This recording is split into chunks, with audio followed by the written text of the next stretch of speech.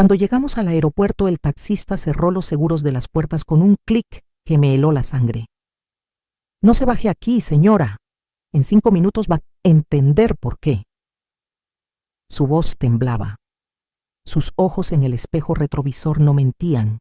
Tenía miedo real. Algo en su tono me hizo obedecer, aunque mi hijo Diego ya estaba gritando desde el asiento de atrás. «¿Qué diablos haces? ¡Abre las puertas! Tenemos un vuelo que tomar». Pero el taxista no se movió. Sus nudillos estaban blancos sobre el volante, y entonces los vi. 3 patrullas de policía aparecieron desde diferentes direcciones, rodeando el taxi como si fuéramos criminales peligrosos.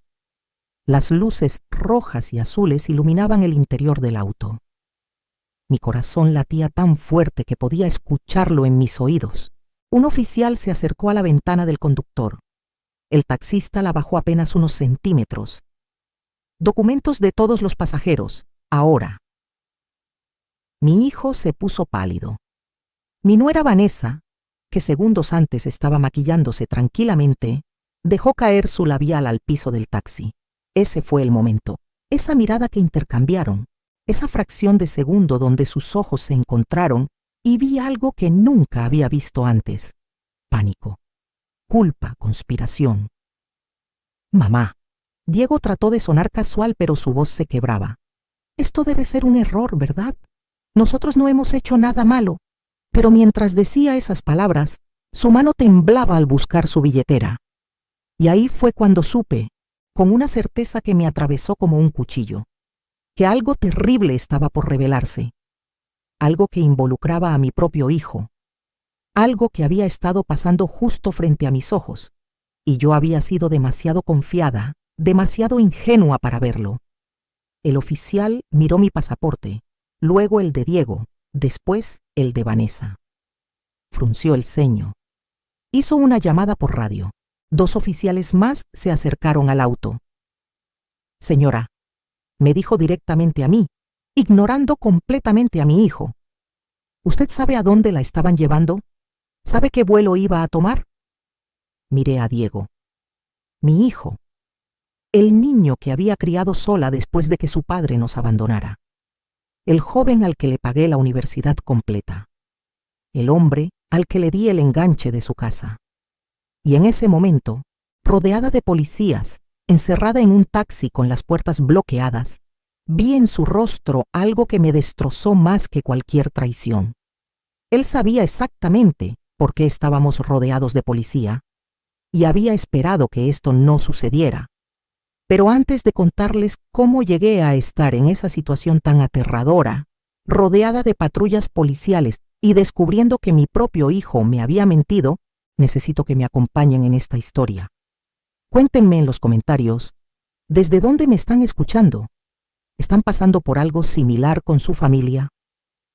No olviden suscribirse al canal porque lo que viene es aún más impactante. Y créanme, necesitan escuchar cómo terminó todo esto. Denle like si alguna vez confiaron en alguien que no lo merecía. Ahora sí, déjenme contarles toda la verdad desde el principio.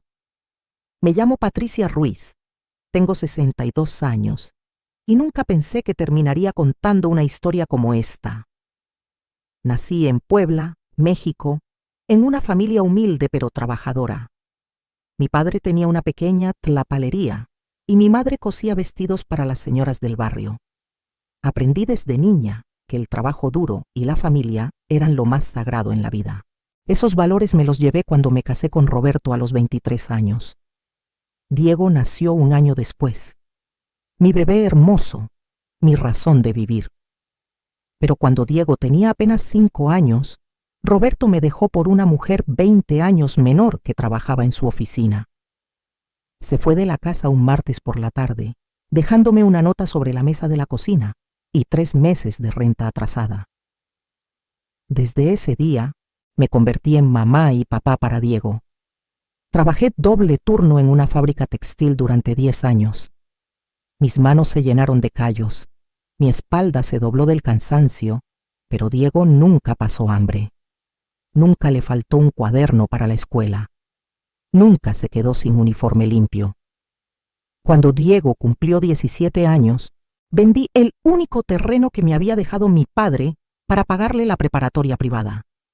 Él quería estudiar administración de empresas. Mamá, me decía con esos ojos brillantes, voy a ser exitoso y te voy a dar todo lo que te mereces, vas a ver. Y yo le creí, claro que le creí. Trabajé en casas ajenas limpiando baños, cocinando, planchando montañas de ropa.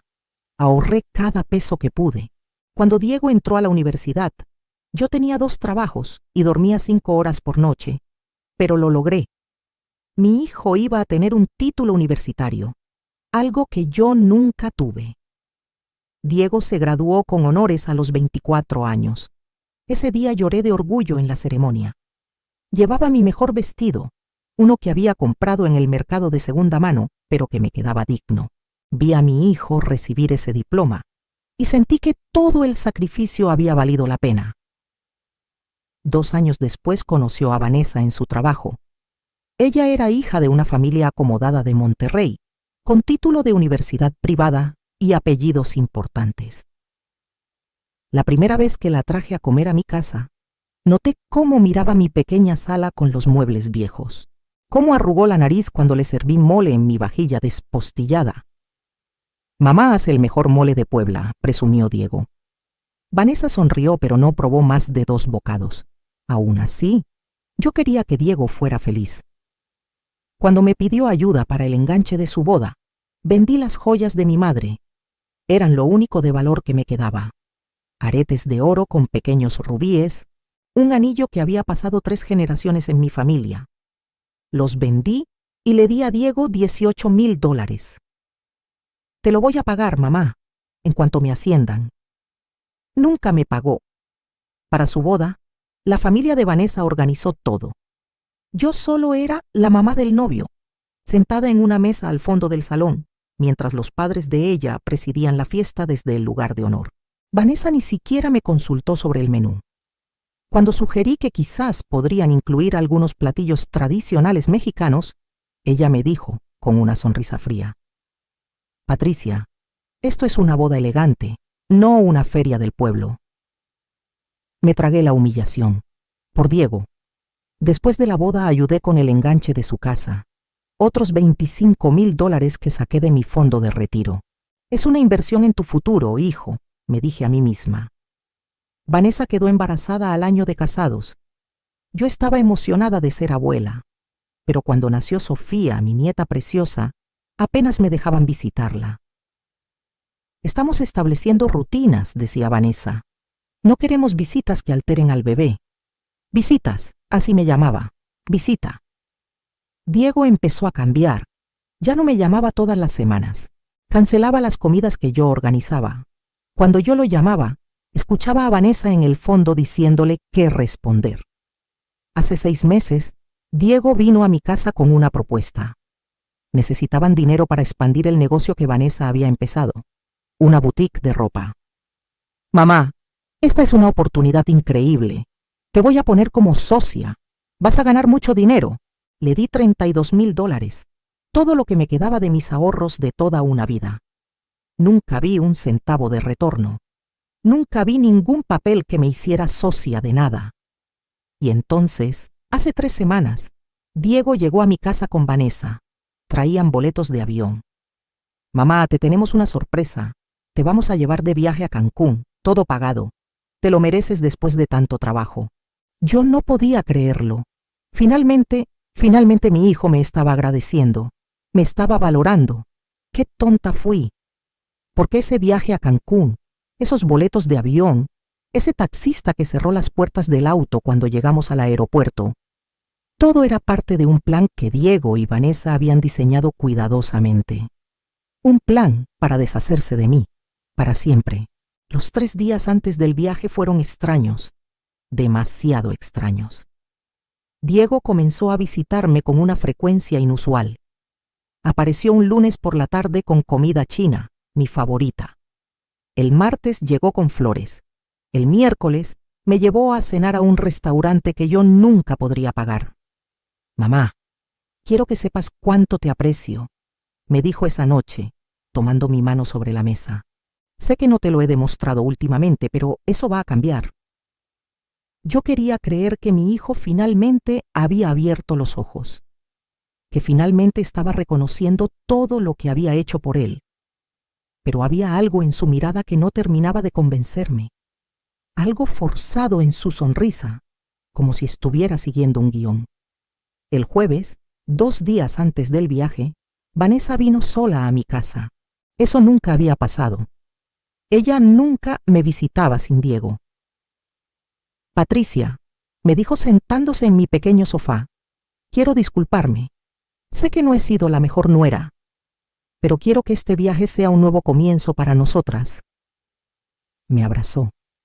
Sentí su perfume caro contra mi ropa sencilla, y cuando se separó vi algo en su bolsa que me llamó la atención. Un folder manila grueso con mi nombre escrito en la pestaña. ¿Qué es eso?, pregunté señalándolo. Vanessa cerró su bolsa rápidamente, demasiado rápido. Oh, nada importante. Solo unos documentos del trabajo de Diego. Pero yo había visto mi nombre. Patricia Ruiz. Claramente escrito. Esa noche no pude dormir. Algo no estaba bien. Diego siendo cariñoso de repente. Vanessa visitándome sola. Ese folder con mi nombre. El viernes, un día antes del vuelo, decidí hacer algo que nunca había hecho. Llamé a mi prima Lucía, que trabajaba en el despacho de un abogado en Puebla. Lucía, necesito que me hagas un favor. ¿Puedes revisar si hay algún documento legal registrado a mi nombre recientemente? ¿Qué tipo de documento? No sé, cualquier cosa. Solo revisa, por favor. Lucía me llamó 3 horas después. Su voz sonaba preocupada. Patricia, encontré algo. Hay un poder notarial registrado hace 2 meses a tu nombre. Le das autorización completa a Diego para manejar todas tus propiedades, cuentas bancarias y decisiones legales. Se me cayó el teléfono de las manos. Pero yo nunca firmé nada así, le dije, cuando logré recogerlo con manos temblorosas. La firma está aquí, prima, está notariada. ¿Estás segura? Fui corriendo a revisar todos mis papeles. Busqué en cada cajón, en cada folder, en cada sobre, y entonces lo encontré. Entre las facturas viejas de luz, un documento que Diego me había dado hace 2 meses. Mamá, es solo un papel para que puedas ser socia oficial de la boutique de Vanessa. Tienes que firmarlo para que sea legal. Yo había firmado sin leer, confiando en mi hijo. Y ese papel no era para hacerme socia de nada. Era un poder notarial que le daba control total sobre mi vida. Llamé a Diego inmediatamente. No contestó. Le mandé mensaje. Nada. Llamé 10 veces más. Al fin contestó Vanessa. Patricia, Diego está ocupado. ¿Qué necesitas? Necesito hablar con mi hijo. Ahora. Está en una junta muy importante. Te llama después. Colgó. Esa noche volví a llamar a Lucía. ¿Qué más encontraste? Dime todo. Hubo un silencio largo del otro lado de la línea. Prima, hay solicitudes para vender tu casa, para cerrar tus cuentas bancarias, para transferir tu pensión a una cuenta que Diego maneja. Todo está en trámite. Solo falta que tú no estés. ¿Que yo no esté? Que no estés en México, o que no estés disponible para detenerlo. Patricia, con ese poder notarial, Diego puede hacer lo que quiera si tú no estás aquí para impedirlo. Me senté en el piso de mi cocina. Las paredes giraban a mi alrededor, el viaje a Cancún, los boletos de avión que Diego compró, la amabilidad repentina, las visitas constantes. Todo tenía sentido ahora. Me querían fuera de México, lejos, donde no pudiera detener lo que estaban haciendo. Llamé al aeropuerto esa misma noche preguntando por mi vuelo. La señorita que me atendió revisó y dijo algo que me heló la sangre. Señora Ruiz, tengo su reservación aquí. Es un vuelo de ida. No hay fecha de retorno. Debe ser un error. No, señora. Es un vuelo solo de ida. Y dice aquí que usted pidió asistencia especial porque tiene problemas de movilidad y necesitará una silla de ruedas. Yo camino perfectamente bien. Nunca he necesitado silla de ruedas.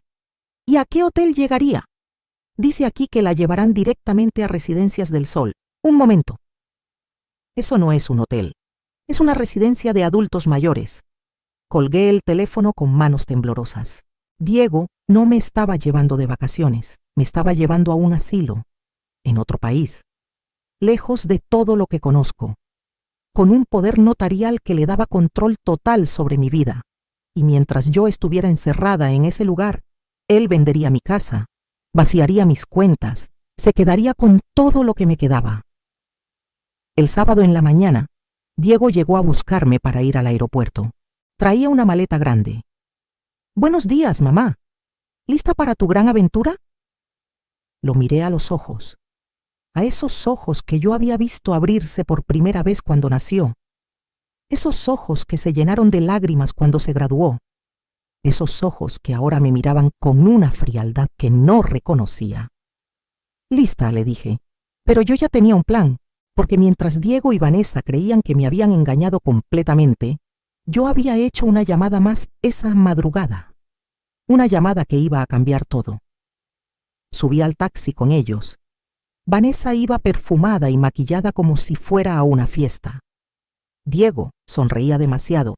El taxista, un hombre mayor de unos 60 años, me miró por el espejo retrovisor, y cuando llegamos al aeropuerto, cuando Diego le indicó que nos dejara en la terminal internacional, el taxista hizo algo inesperado.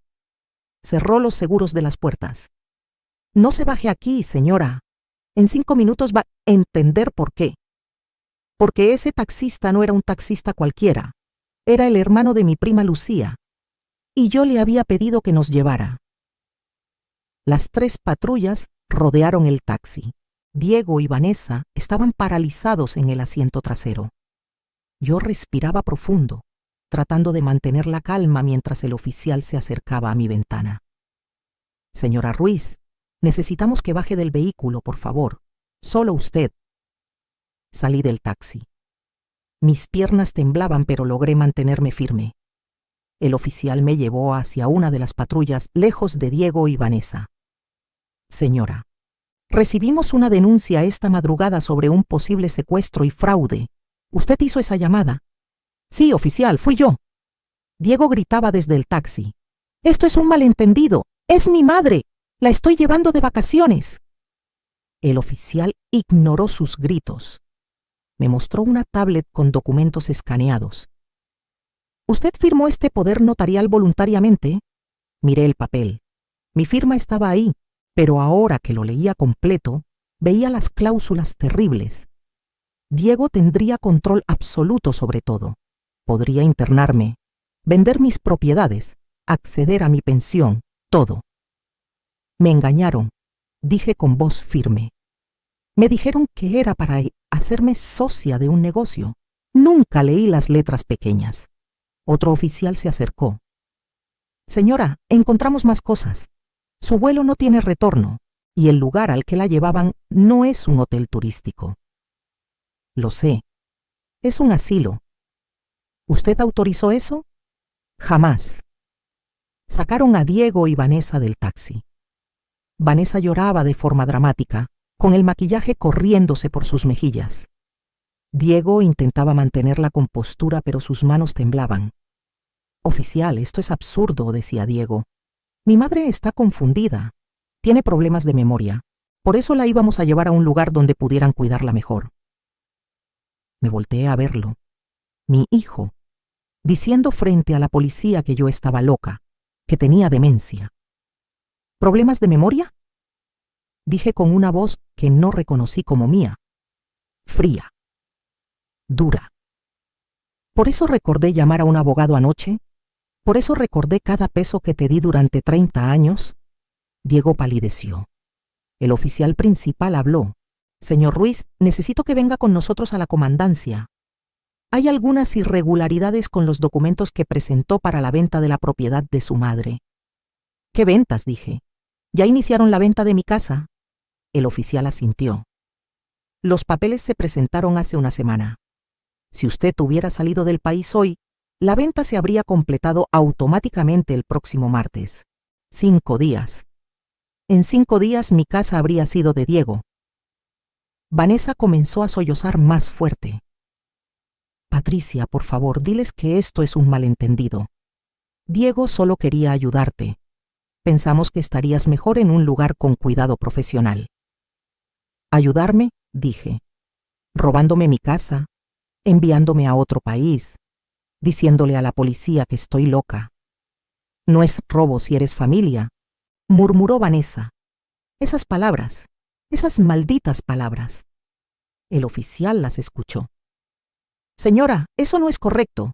Fraude familiar sigue siendo fraude.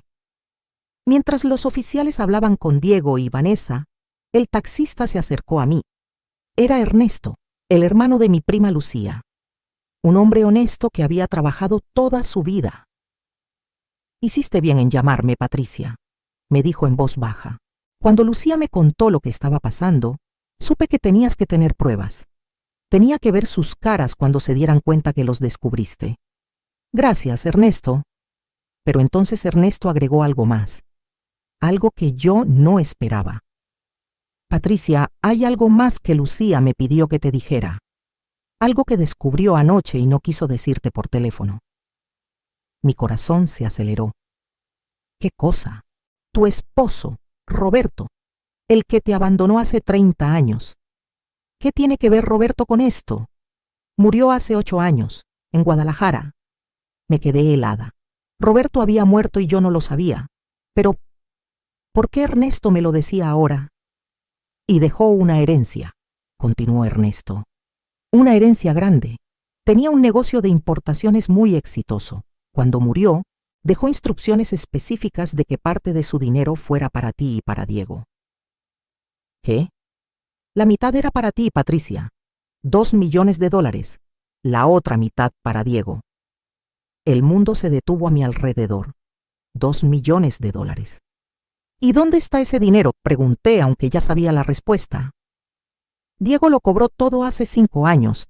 Presentó documentos diciendo que tú habías muerto, que él era el único heredero. Cerré los ojos. Todo tenía sentido ahora.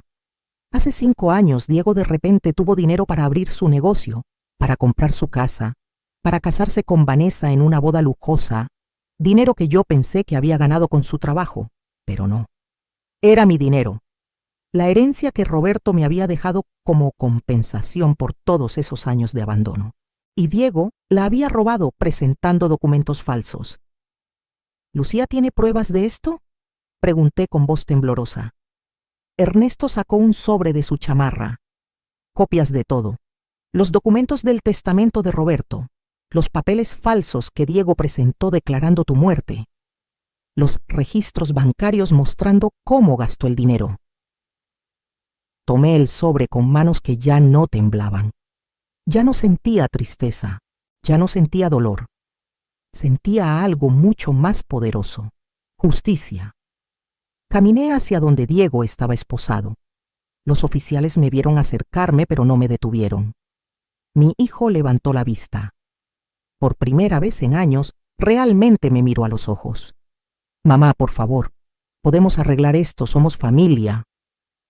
Abrí el sobre frente a él. Saqué los documentos uno por uno. ¿Esto también lo podemos arreglar, Diego? ¿El acta de defunción falsa que presentaste diciendo que yo había muerto? ¿Los $2 millones que robaste de la herencia de tu padre? Su rostro se transformó. El color desapareció completamente. Vanessa dio un paso atrás, alejándose de él como si se acabara de dar cuenta de algo horrible. Tú dijiste que ese dinero era de tu trabajo, susurró Vanessa. Dijiste que lo habías ahorrado. Diego no respondió. No podía. Estaba atrapado.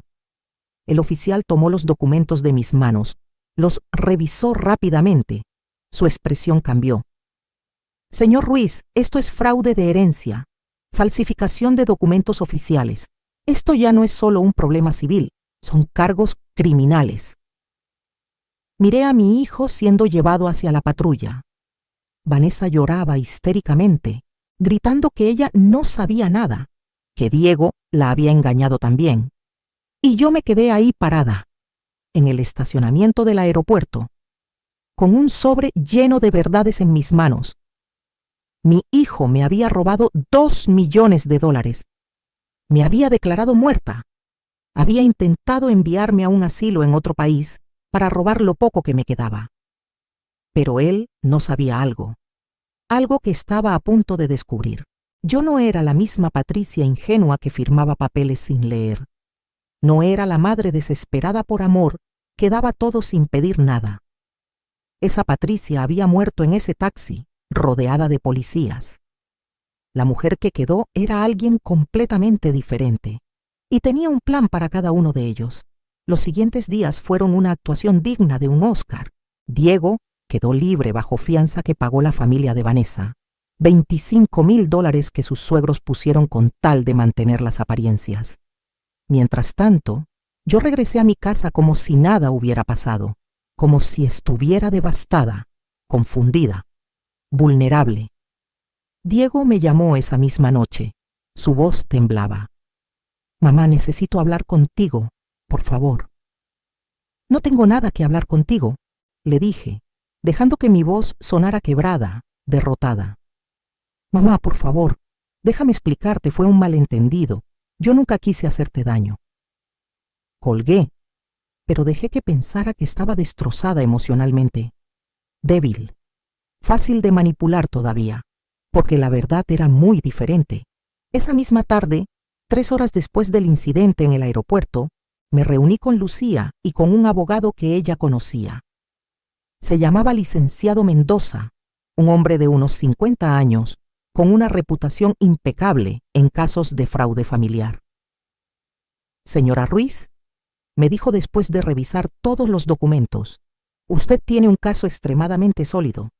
Su hijo cometió múltiples delitos: fraude de herencia, falsificación de documentos, intento de secuestro, abuso de confianza. Podría enfrentar entre 10 y 15 años de prisión». «No quiero que vaya a la cárcel», dije. El abogado me miró sorprendido. Lucía también. «¿No quiere?» «Todavía no», aclaré.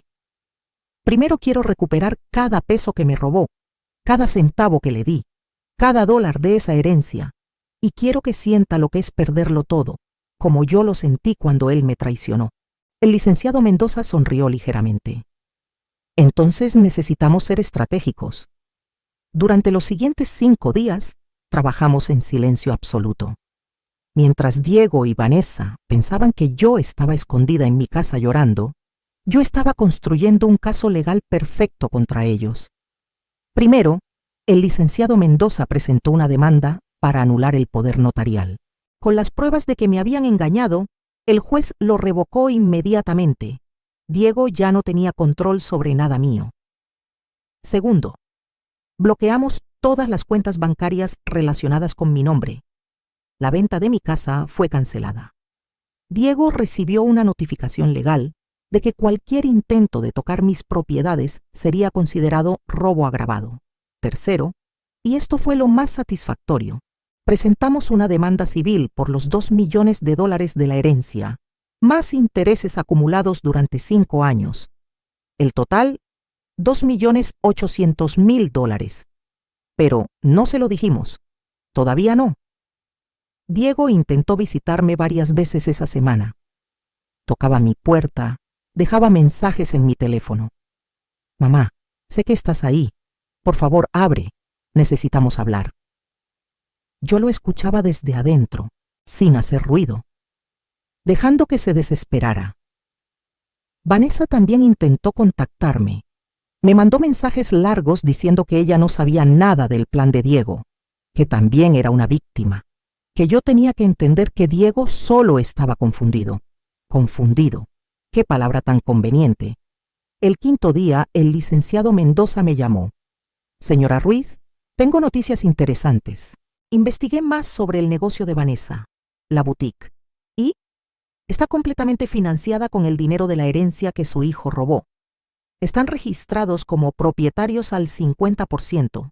Si ganamos la demanda, podemos embargar el negocio completo». «¿Cuánto vale?» «Aproximadamente $350,000. Sonreí. Mi primera sonrisa real en días. «Hágalo». También descubrimos algo más.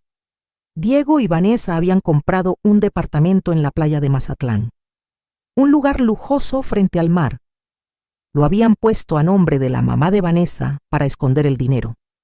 Pero nosotros lo encontramos. Y también ese departamento podía ser embargado como parte de la restitución. El licenciado Mendoza revisó cada registro bancario, cada propiedad, cada inversión que Diego había hecho en los últimos 5 años. Todo rastreado hasta la herencia robada. Todo documentado. Todo embargable.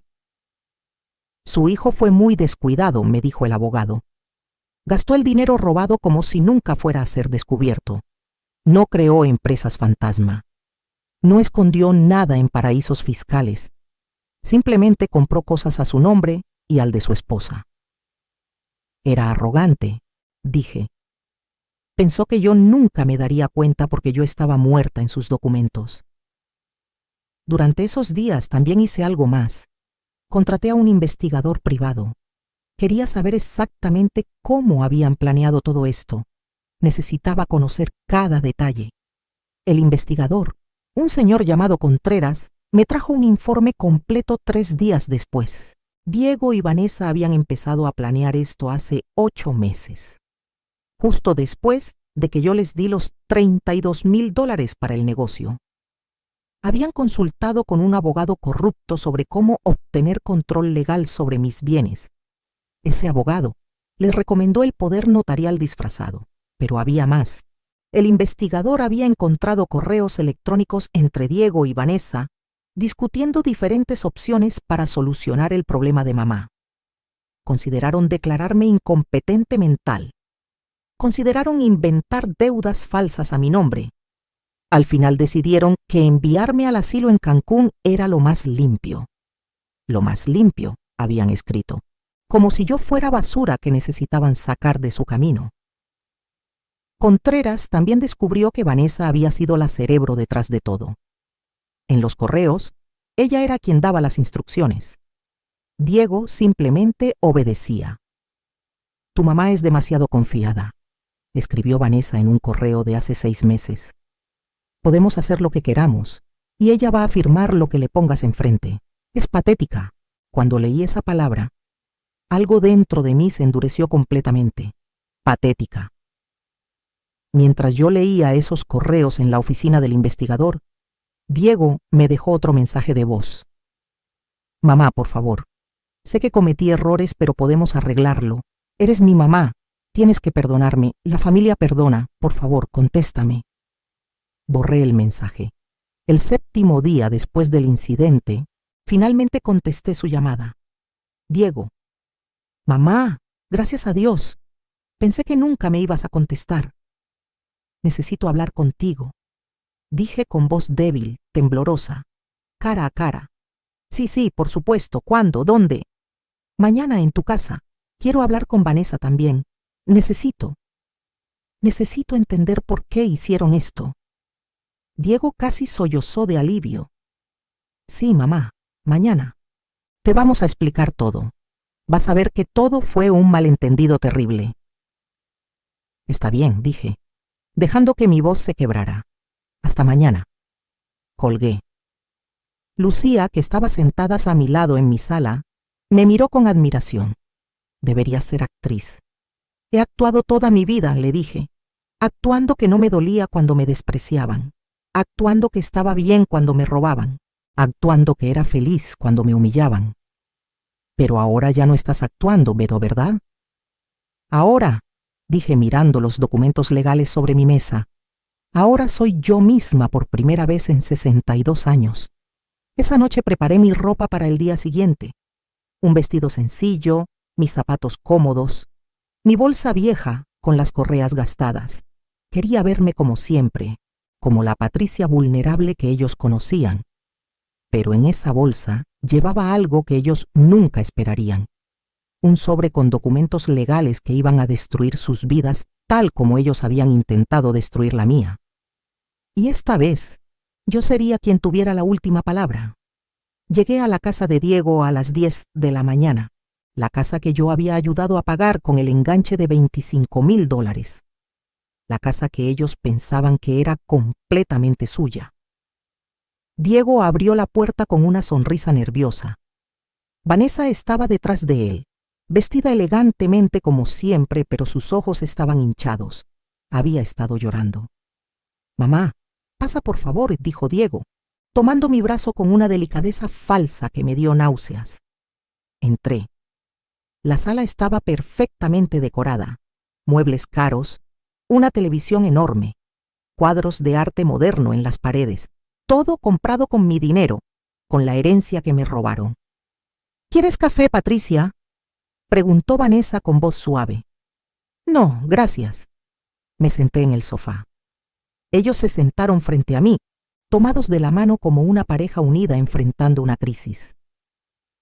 «Mamá», comenzó Diego, «quiero que sepas que lamento muchísimo todo lo que pasó. Yo nunca quise asustarte. Nunca quise hacerte sentir así». «¿Así cómo?», pregunté con voz débil. «Traicionada», dijo Vanessa. «Sé que así te debes sentir.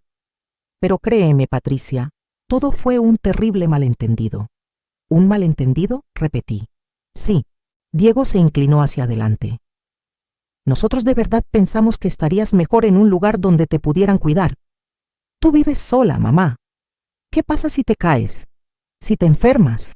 Nosotros estábamos preocupados por ti». Asentí lentamente, como si estuviera considerando sus palabras. «Y el poder notarial», continuó Diego, «era solo para ayudarte, para que yo pudiera manejar tus cosas si algo te pasaba». «Algo como enviarme a un asilo sin mi consentimiento», dije. Diego palideció. «No, mamá, no era así. Tú malinterpretaste todo». «¿Y la venta de mi casa?», pregunté. «También malinterpreté eso». Hubo un silencio tenso. Vanessa apretó la mano de Diego. «Eso», Diego tragó saliva.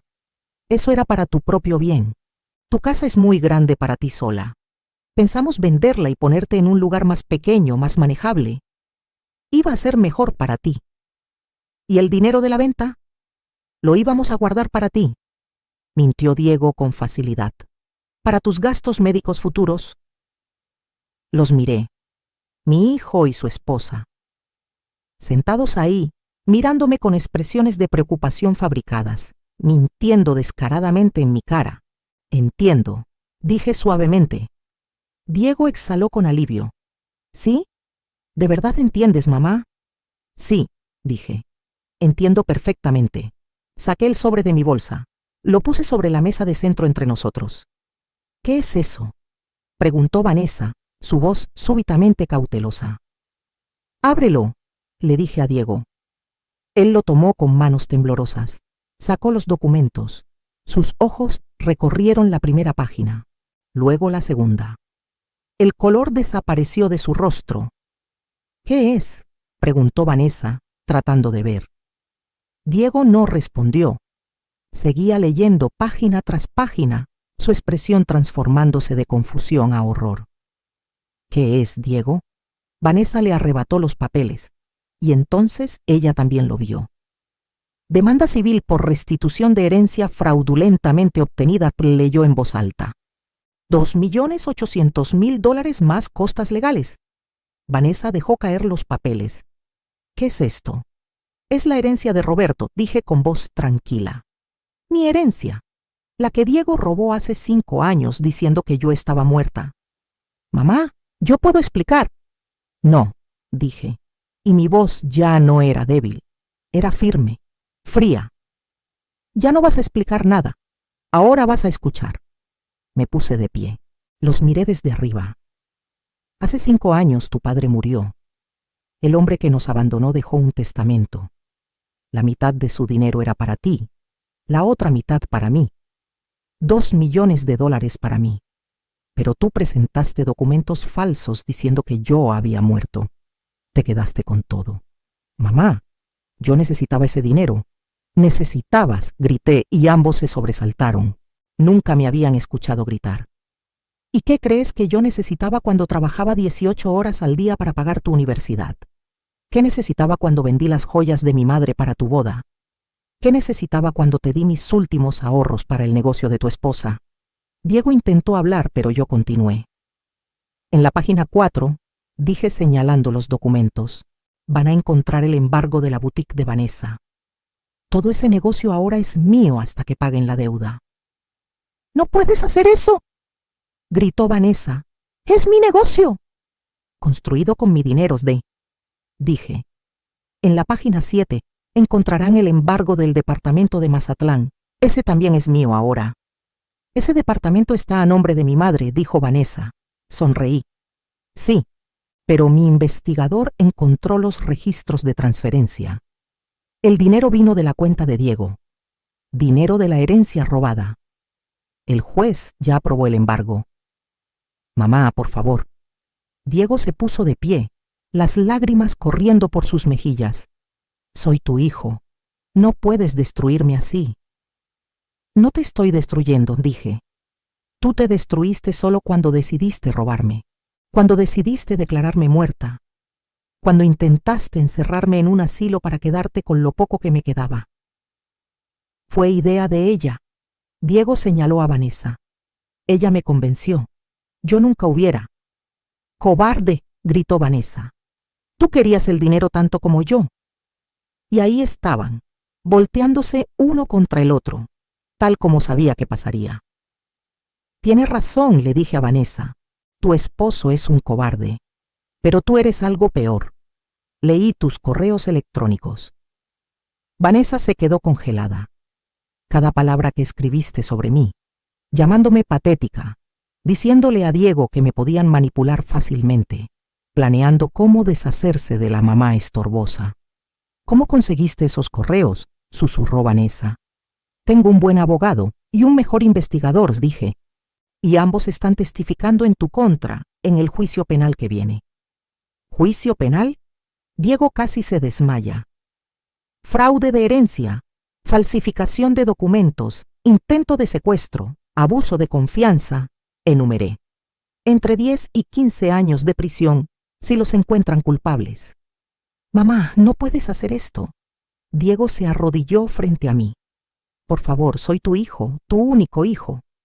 Lo miré, de rodillas, suplicando, y por un momento, solo un momento, sentí pena. Pero entonces recordé sus ojos fríos cuando me dijo en el taxi que Vanessa no sabía que vendría al viaje. Recordé el acta de defunción falsa con mi nombre. Recordé la palabra patética en esos correos. Recordé los 30 años que trabajé hasta que mis manos sangraron para darle todo. Y la pena desapareció. Tienes 2 opciones, dije. Primera opción, van a juicio. Probablemente los condenen. Pierden todo de todas formas y van a prisión. ¿Y la segunda?, preguntó Vanessa con voz quebrada. Firman un acuerdo, me devuelven todo, la boutique, el departamento, cada peso que gastaron de mi herencia. Yo retiro los cargos criminales. Ustedes se quedan con sus trabajos, su libertad, y nunca me vuelven a buscar en la vida. Pero eso nos deja sin nada, dijo Diego. Exactamente como me querían dejar a mí, dije. Con la diferencia de que yo les doy una opción. Ustedes nunca me dieron ninguna. Vanessa miró a Diego. Diego miró el piso. ¿Cuánto tiempo tenemos para decidir?, preguntó Vanessa. 24 horas, dije. Mañana por esta hora quiero su respuesta. Caminé hacia la puerta. Antes de salir me volteé una última vez. Ah, y Diego, dije, olvidé mencionar algo. El juez también congeló todas tus cuentas bancarias. Hasta que se resuelva esto, no puedes tocar un centavo. Así que espero que tengas efectivo guardado para la renta del próximo mes. La expresión de pánico absoluto en su rostro fue mejor que cualquier disculpa que hubiera podido darme. Salí de esa casa con la cabeza en alto y no miré atrás. Diego y Vanessa firmaron el acuerdo 23 horas después. No tuvieron opción. Sin acceso a sus cuentas, sin poder pagar sus deudas, enfrentando cargos criminales que podrían destruir sus vidas completamente, firmaron cada página sin leer. La boutique se transfirió a mi nombre. El departamento de Mazatlán también. Recuperé $1.200.000 en efectivo que quedaba en sus cuentas. El resto lo perdieron en lujos, viajes y una vida que nunca pudieron costear honestamente. Retiré los cargos criminales como prometí. Pero dejé algo muy claro en el acuerdo.